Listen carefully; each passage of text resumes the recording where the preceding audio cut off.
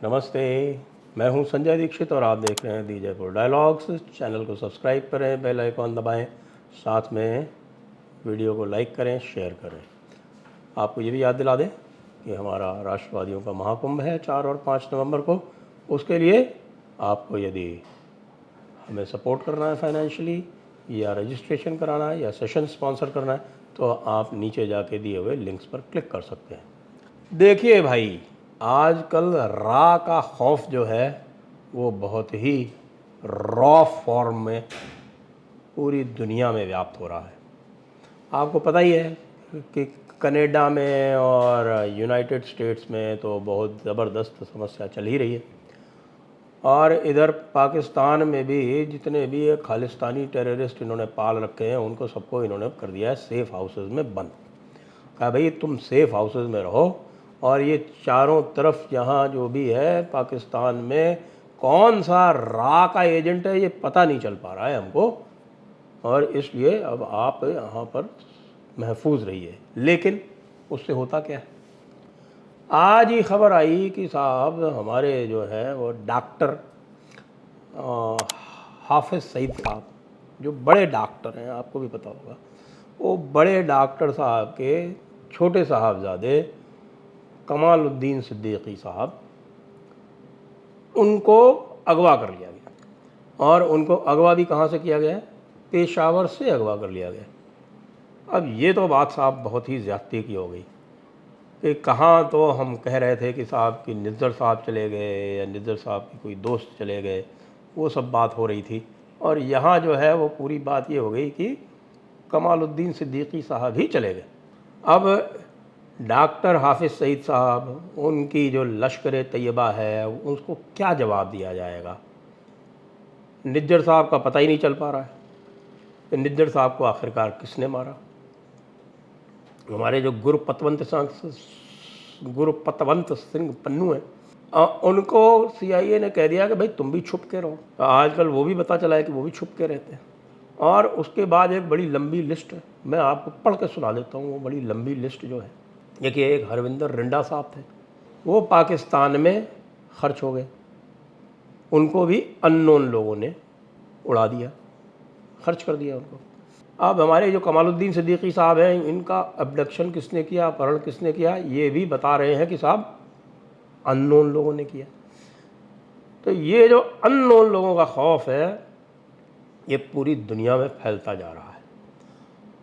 अब ये हैप्पी संघेरा साहब थे, वो तो इटली में घूम रहे थे। उन्होंने सोचा कि साहब कि इटली तो बहुत सेफ़ हुआ करती है, तो हम इटली में कुछ भी कर सकते हैं। तो पता चला उनको इटली में ही वो खर्च हो गए बेचारे।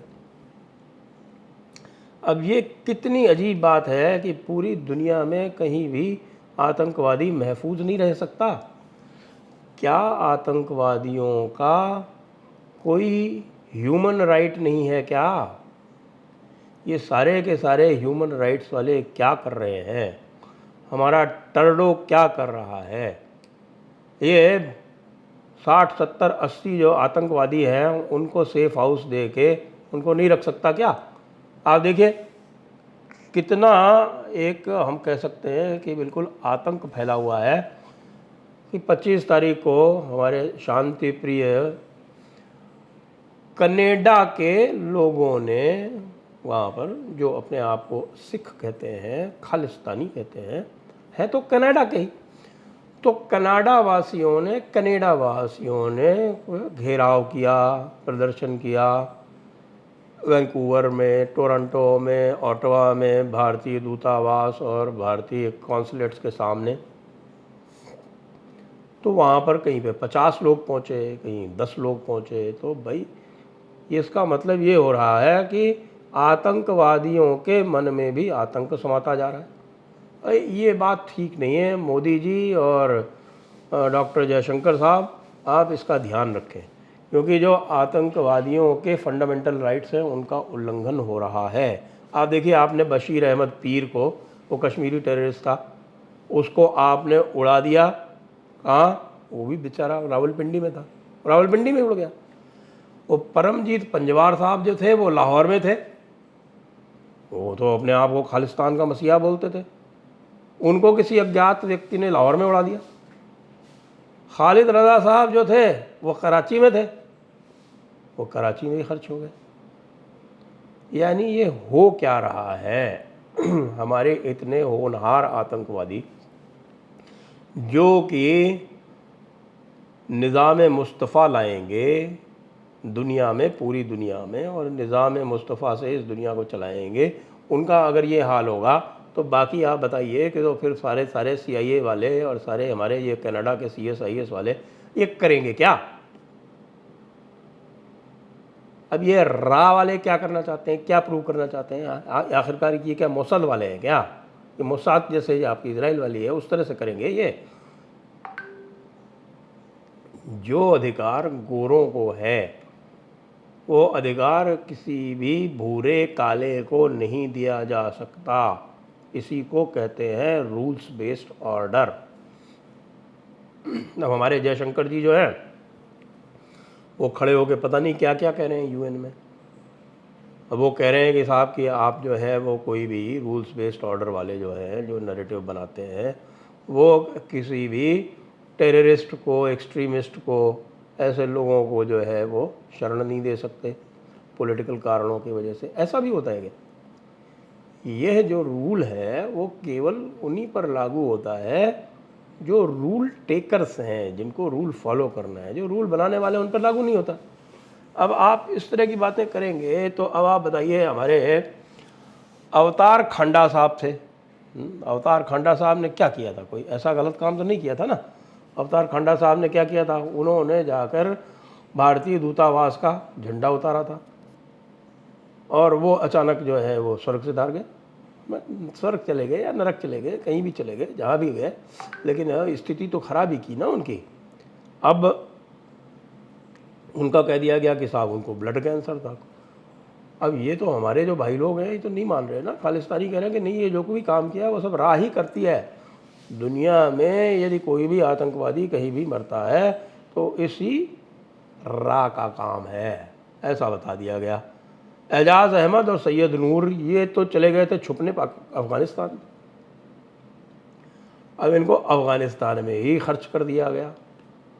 यार गलत बात हो रही है। देखिए, ये इतना ज़्यादा भी क्रूर नहीं होना चाहिए कि कोई भी आतंकवादी कहीं भी छुप ना पाए। अब कोई सोच सकता है कि साहब हाफिज़ सईद, तो हाफिज़ सईद को तो भाई एक्स्ट्रा सिक्योरिटी दे रखी है, इसलिए हाफिज़ सईद साहब का तो कुछ हो नहीं सकता। लेकिन हाफिज़ सईद साहब के साहबजादे निकल पड़े कहीं से।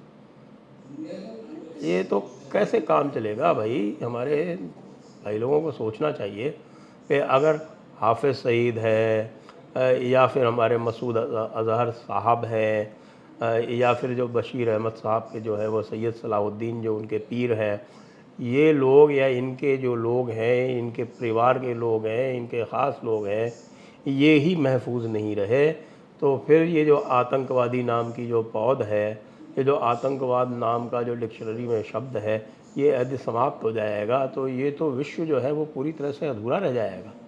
फिर CID अपना धंधा किसके ऊपर चलाएगी? हाँ, निज्जर साहब की बात कर रहे हैं। निज्जर साहब के बाद हमारा अभी सुक्खा जो है वो सुक्खा दुन्ने के वो भी निकल पड़ा। यार ऐसे तो नहीं होता ना, कुछ तो करो, कुछ तो देखो। अब अगला नंबर जो है वो कह रहे हैं लोग कि गुरपतवंत सिंह पन्नू का है। अब गुरपतवंत सिंह पन्नू का नंबर जो है वो तो लगाया होगा राज ने, लेकिन बहाना बनाने के लिए कह दिया कि साहब उसको लॉरेंस बिश्नोई ने धमकी दी। ये बातें कुछ समझ में नहीं आती हमारे।